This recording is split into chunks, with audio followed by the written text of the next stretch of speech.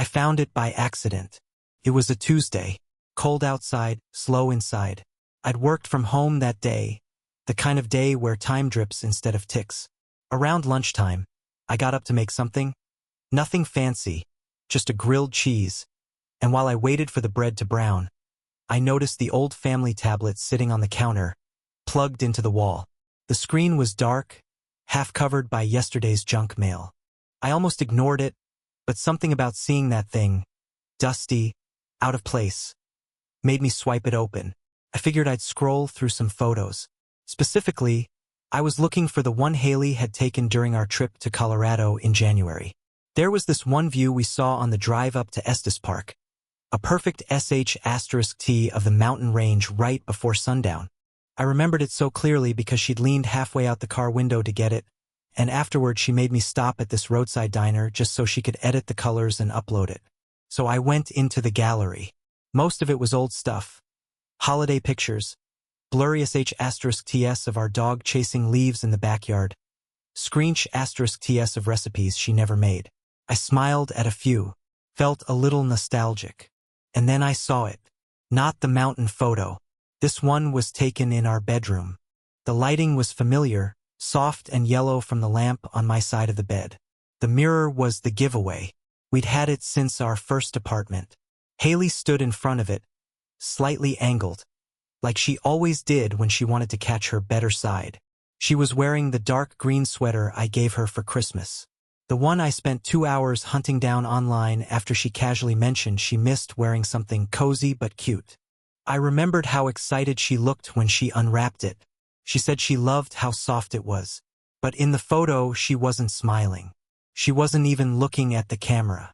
Her expression was neutral, relaxed, like this wasn't a spur-of-the-moment picture, but something deliberate. I almost tapped past it, thinking maybe it was one of her outfit check photos. She took a lot of those until I saw it. The hand, barely visible at the right edge of the frame. A man's hand, resting on her hip, just under the hem of her sweater. Not gripping, just there. Familiar. Mate in a way I couldn't explain but couldn't ignore. At first, I thought it had to be a trick of the eye. Maybe it was her own hand? But no, it was too big. The fingers were long, and the skin tone was different. There was a shirt sleeve rolled up just above the wrist. A crisp white cuff with thin, pale blue stripes. I stared at that detail for way too long. Like if I just looked hard enough, the fabric would morph into something that made sense. But it didn't. That shirt didn't belong to me. The worst part? The photo wasn't a selfie. The angle was too far back, too level. It had been taken with the tablet camera on a timer. Set up carefully, framed with intention.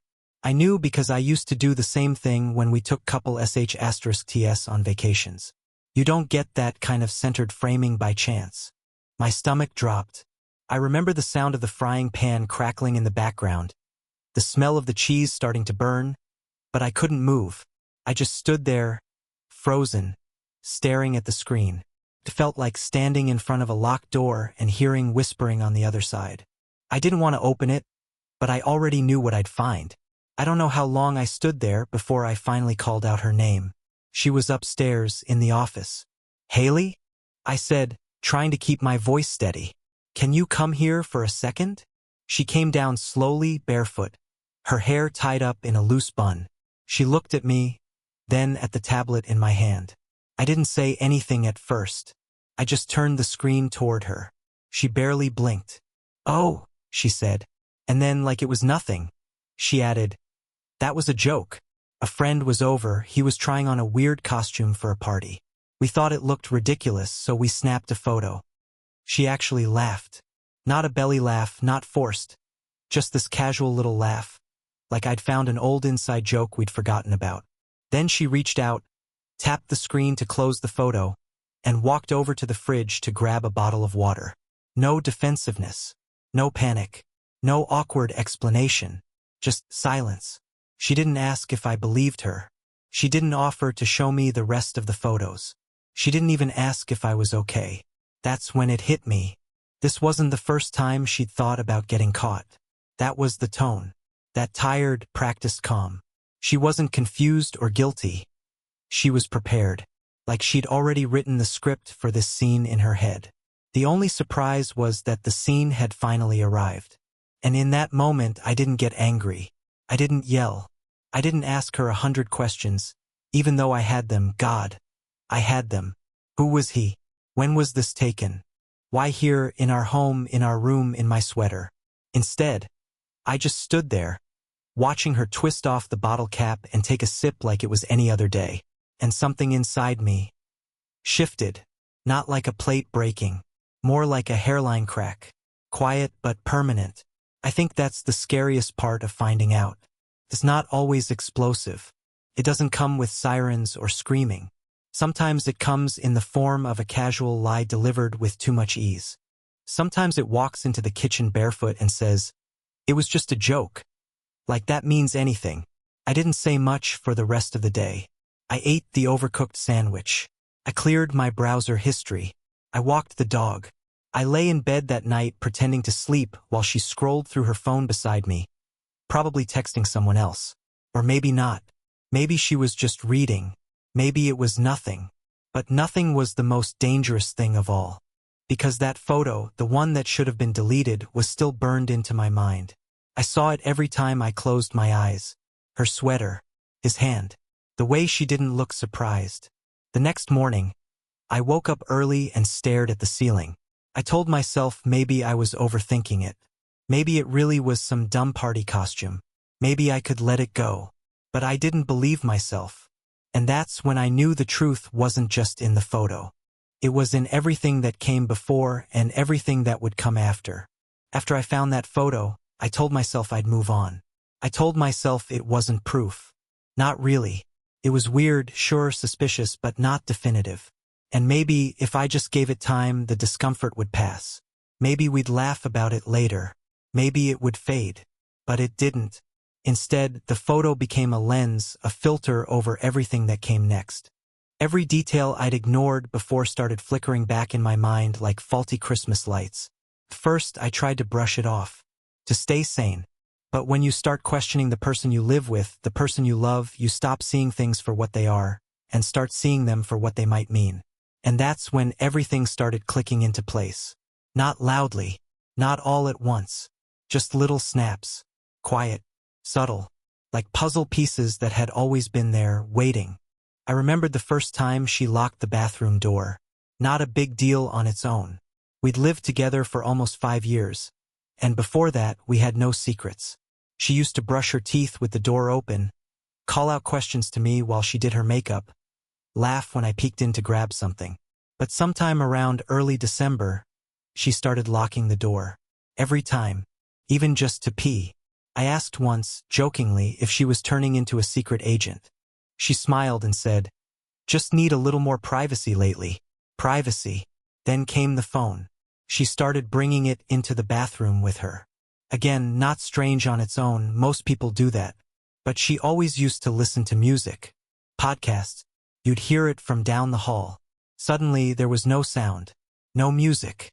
Just silence behind a locked door and the faint glow of her screen slipping under the frame when she moved.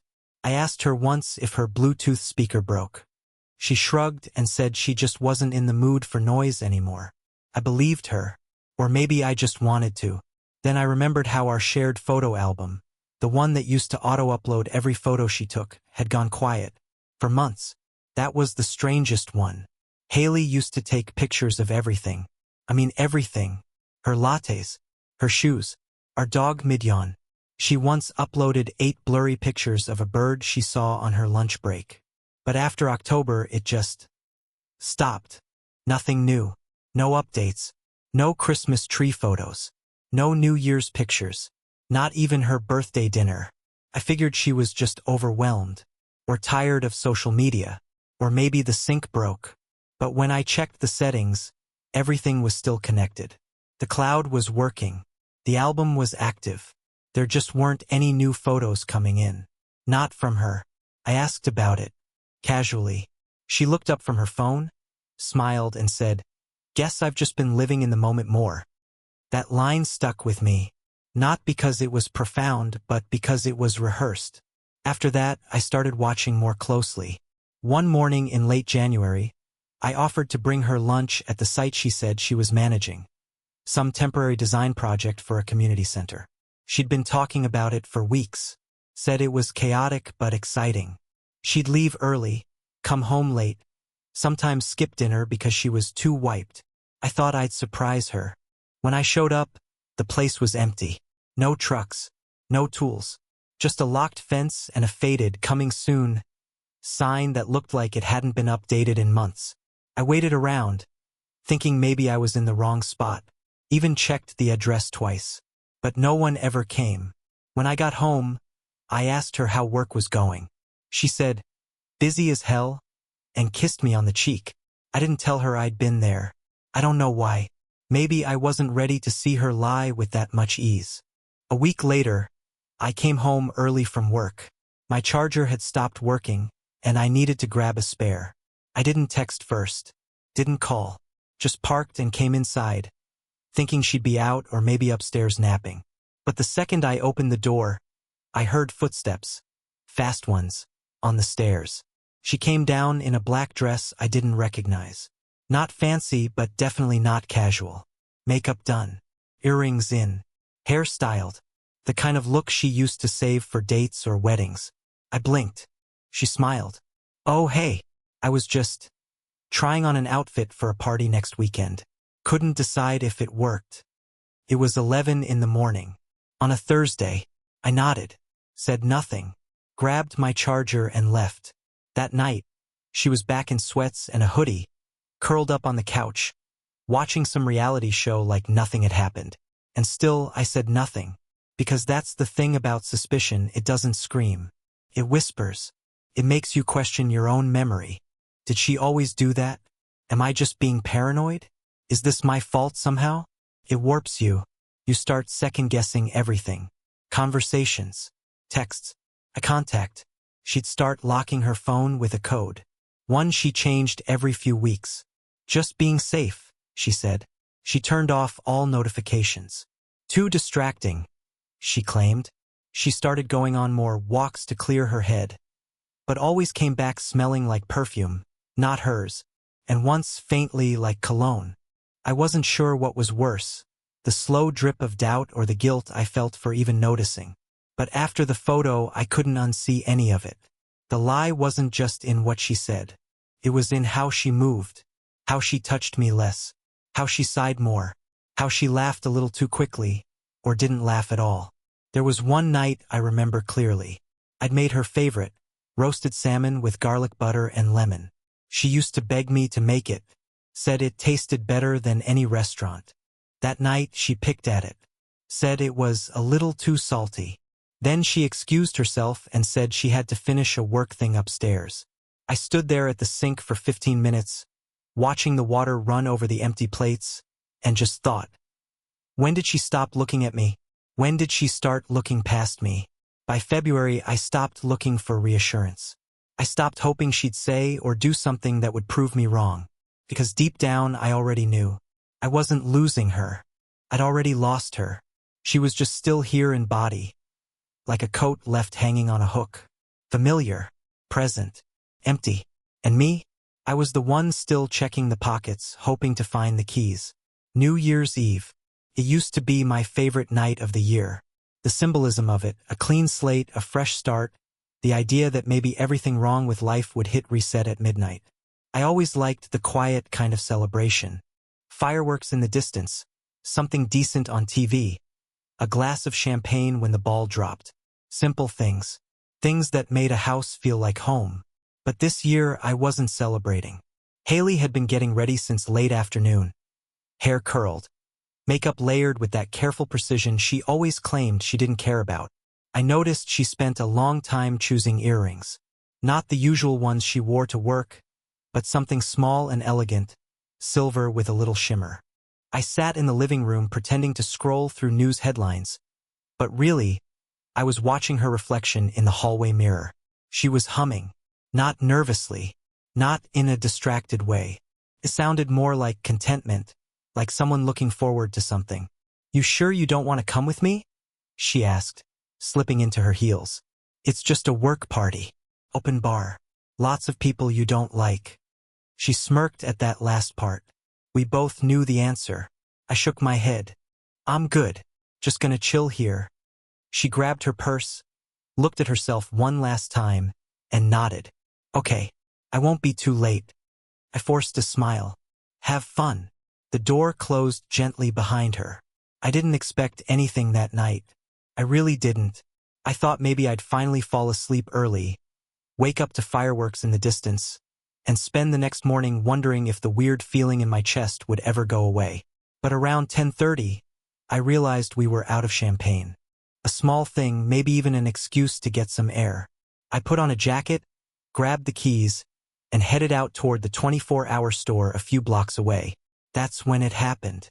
At the intersection near Hawthorne and 5th, the one right by that dim-lit cocktail bar she always said was too trendy for us, I caught a glimpse through the window. There she was, Haley, sitting in the back corner booth, half-shadowed by a hanging light. Her coat was off, her hair slightly tousled, like she'd already been there a while. She was laughing. Not politely, not nervously, really laughing. The kind of laugh I hadn't heard from her in weeks. Her eyes were soft, her posture relaxed. And across from her, facing her, was a man in a black shirt. I didn't recognize him. Not that I needed to. His presence wasn't what hit me. It was the way she looked at him. Like she wasn't worried about anything. Like no one was watching. Like she belonged there. Their hands were touching on the table. Not gripping, just resting together. His fingers gently curled around hers. Then he reached out, slow and familiar, and tucked a loose strand of hair behind her ear. And she didn't flinch. She smiled. That's when the noise stopped. In my head, in my chest, it was like someone hit pause on the entire world. And the only thing I could hear was the blood rushing in my ears. I didn't move. I just stood there, maybe 30 feet away, outside in the cold, staring through the glass like I was watching someone else's life play out on a screen. Could have gone in. I could have knocked on the window or walked right up to their table. But I didn't. I turned and walked back to my car. The store didn't matter anymore. The champagne didn't matter. The countdown, midnight, none of it. I drove in silence. No music. No phone. Just the sound of tires on wet pavement and the occasional firecracker cracking in the distance like distant warnings. When I got home, I sat in the driveway for a long time. The porch light was still on. Our wreath, the one we picked out together at the Christmas market, hung crooked on the door. The house looked the same. Still ours. But I felt like a stranger parked outside someone else's life. She didn't text. Didn't check in. Didn't ask if I needed anything. I watched the minutes tick closer to midnight. I watched the glow from the neighbors' windows. Their silhouettes clinking glasses, hugging, celebrating something new. When the clock hit 12 o'clock, I didn't move. No toast. No noise. Just stillness. Haley didn't come home until almost 5 in the morning. I was awake, sitting in the dark, in the kitchen, with only the dim light above the sink glowing like a spotlight on a crime scene. I didn't want to see her walk in.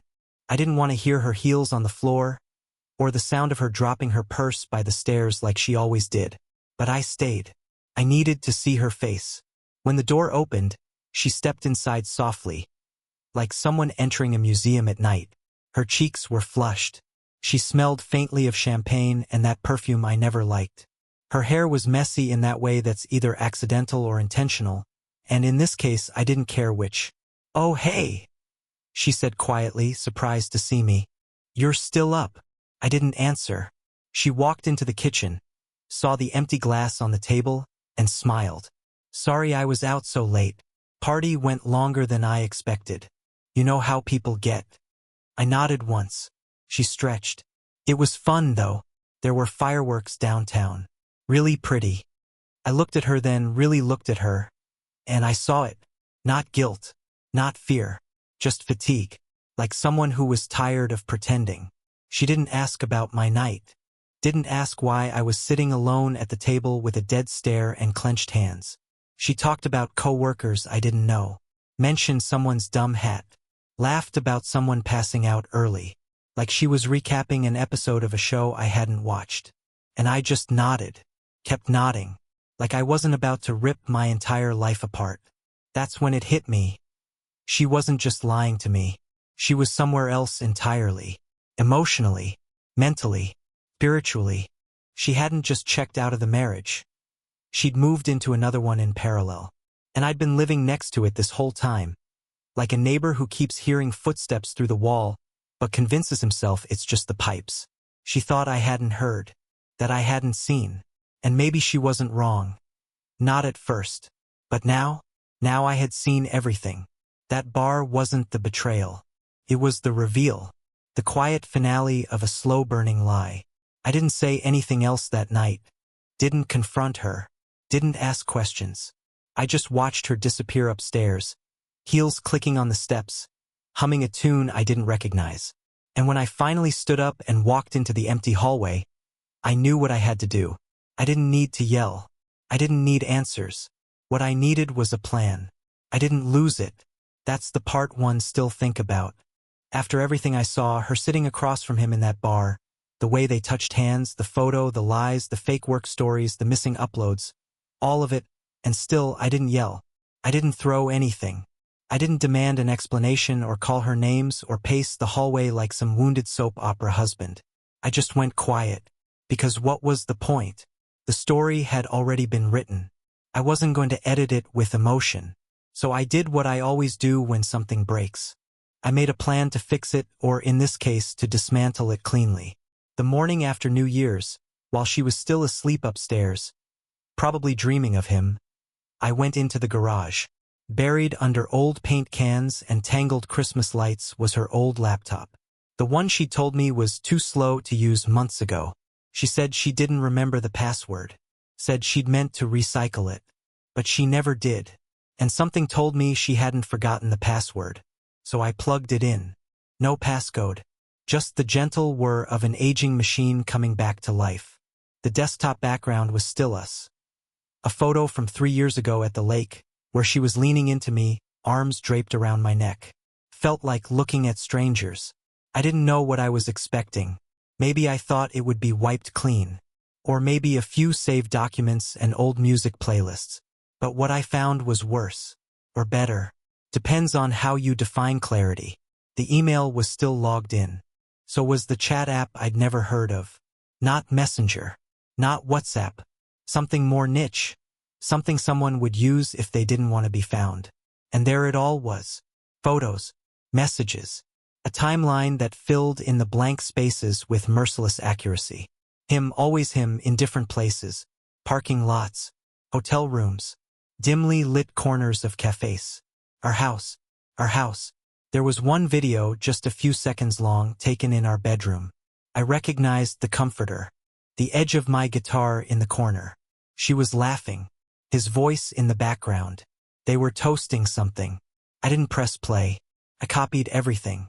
Dragged the folder onto a flash drive I had lying around in the junk drawer. The same one where we kept spare batteries and the takeout menus from places we never ordered from anymore. I didn't look through it all. Just enough to know the truth was undeniable. Enough to know that if she tried to spin the narrative, I'd have the receipts. Literal ones. After I backed it up, I printed some of the messages. Just a few. The ones where she mocked me. The ones where they laughed about how I still hadn't figured it out. The ones where she said she wished I'd just move on already. So she didn't have to do this the hard way. No emotion. Just logistics. I stacked them in an envelope and slid it into the drawer beside my bed. That day, while she was out, said she was meeting a friend for coffee. I started dismantling the shared systems. Smart home access? Gone. I reset the login and changed the password. The Nest account, the lights, the alarm, the door lock. All of it. I scheduled a locksmith to come the next day. I logged her out of the bank accounts. She'd already opened her own a while ago, I learned later, and started the process of separating mine. I made lists of the bills, the passwords, the subscriptions. Labeled what was hers and what was mine. Then I packed her things. Not all of it. Not angrily. Just the essentials. Clothes, shoes, jewelry. The items she reached for every morning. Her favorite shampoo. Her skincare drawer. That fancy curling iron she said she splurged on for her cousin's wedding, which, now that I think about it, she never actually attended. I folded everything neatly, organized it by category, used the same boxes we had left over from when we moved in, the ones she said we should keep, just in case. I put them by the door, quietly. That night, she came home around 7. I was on the couch, lights low. She walked in with that same tired smile, the kind you give when you're trying to look casual after a lie. "Hey," she said, kicking off her boots. "Sorry I'm late. You wouldn't believe the line at that new coffee place." I nodded. She hung up her coat, glanced at the boxes, and paused. "What's this?" she asked, her voice barely hiding the tension. I didn't answer immediately. I stood, walked over, and handed her the envelope. The one with the photos. The one with the words she wrote when she thought I'd never see them. She opened it slowly. Didn't look up. Didn't speak. She didn't need to. Her face went blank. Not shocked. Not guilty. Just hollow. Like she'd been bracing for this. "I assume you've seen everything," she said after a long pause. "I have." She nodded. Looked away. Then, almost reflexively, she tried to soften her tone. "It's not as bad as it looks," she said. I raised an eyebrow. "It looks like it happened in our house." She winced just slightly. "I didn't mean for it to go this far. But it did." She looked at the boxes, then back at me. "So what, you're kicking me out?" I paused. "Not for drama, for control." "I'm asking you to leave," I said. "Because I'm done being lied to in my own home." She opened her mouth. Maybe to argue, maybe to cry, but no words came. She stood there, blinking hard. No mascara this time. No earrings. No act. Just her. Exposed. Cornered by her own choices. "I never wanted to hurt you," she whispered. I nodded. "You just didn't want to get caught." She flinched at that. Then she stepped back, almost instinctively, like she realized I wasn't going to stop her. I wasn't going to chase her. I wasn't going to fall apart. This wasn't revenge. This was order. A shield against the chaos she left behind. "I'll stay at Miranda's tonight," she mumbled, grabbing one of the boxes. I didn't respond.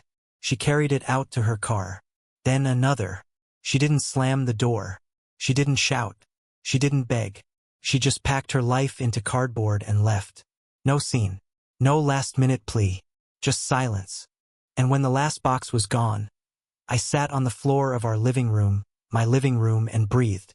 For the first time in what felt like years, I wasn't trying to decode a lie. I wasn't trying to pretend something made sense. The house felt different. Still. Cold. But mine. And that was enough for now. A day after she left, her face showed up in my feed. Not in person. Not by text. Just online. It started with a single photo. I hadn't blocked her. I didn't go scorched earth and delete everything. Maybe I wanted to keep the window cracked, just to see what story she'd try to sell to the world. I was curious. Not because I missed her, but because I knew she couldn't resist playing a role. Haley was always good at that. Playing roles. That's how she moved through life, through performance. Not in a dramatic, fake way. More subtle. Adaptable. Around my family, she was warm and responsible. The perfect daughter-in-law. With her co-workers, she was quick-witted, effortlessly competent. With me, for the longest time, she was the affectionate, slightly quirky partner who always made breakfast on Sundays and wrote little notes in my lunch bag. Now she was playing someone new. The photo was black and white, intentionally moody. *T from behind. She was walking down a street I didn't recognize. Her head was turned slightly to the side, hair caught mid-motion by the wind. It looked like a candid, but I knew her style. She'd staged it. Probably had someone take 5 dozen *TS to get this one. It was exactly the kind of picture people scroll past and pause on, just long enough to read the caption. "Sometimes you have to walk away to find yourself." That's what it said. Simple, vague, but just specific enough to invite sympathy. The comments came fast. I read them all. "You're so strong, girl. He didn't deserve you. Proud of you for putting yourself first. You're glowing. Keep healing. Dozens of them. Some from strangers. Some from people we both knew. People who had eaten dinner at our table. Who had petted our dog. Who'd once asked me for relationship advice like I had it all figured out. Now they were rallying behind her. The brave woman who walked away from something toxic. From something that apparently had held her back. And I stayed silent. Not because I didn't have anything to say, but because I knew how this worked. If I jumped in to correct the narrative, it would look like bitterness, insecurity, fragility. In her version, she wasn't the one boxed out of the house. She was the one who left, head high, suitcase in hand, off to rediscover herself. To them, I was the villain, or worse, invisible. No name, no photo. Just a shadow figure who, by implication, must have done something terrible. It bothered me more than I wanted to admit. I hadn't cared about social media in years. I rarely posted. My last photo was a blurry **T of my coffee next to a half-finished book, with a caption that just said, Sundays. But now, here I was, staring at her profile like it held answers. Or maybe just confirmation that I hadn't imagined all of it. She changed her profile picture next. A soft, sad close-up with sunlight in her eyes. She updated her bio. Still becoming. God. She started posting more, not about us, of course, but about healing. Self-love. Rising. Quotes about boundaries and energy and removing toxicity. Photos of books she'd never read. Plants she never owned. Places she hadn't visited. Yet, it was like watching someone rebuild their identity on top of the ruins they caused, and somehow the world was clapping for her. I didn't respond, didn't comment, didn't text. Instead, I turned inward. I told no one about the laptop, about the chats, about the man in the black shirt. I didn't show the screenshot *TS. I didn't forward the files. I let her paint her version, let her bask in the applause, because I didn't need to fight it. Not yet. But something strange started happening about a week later. The messages started rolling in. Not publicly, not in comments or likes, but privately. Quiet, tentative. The first was from a mutual friend, someone I'd known since college. Hey, she wrote. I know it's not my place, but I saw Haley out a few times in December. She told me you guys were separating. Said it was mutual. But she was always with the same guy. I assumed it was after, but now I'm not sure. I just wanted you to know. I read it 3 times before responding.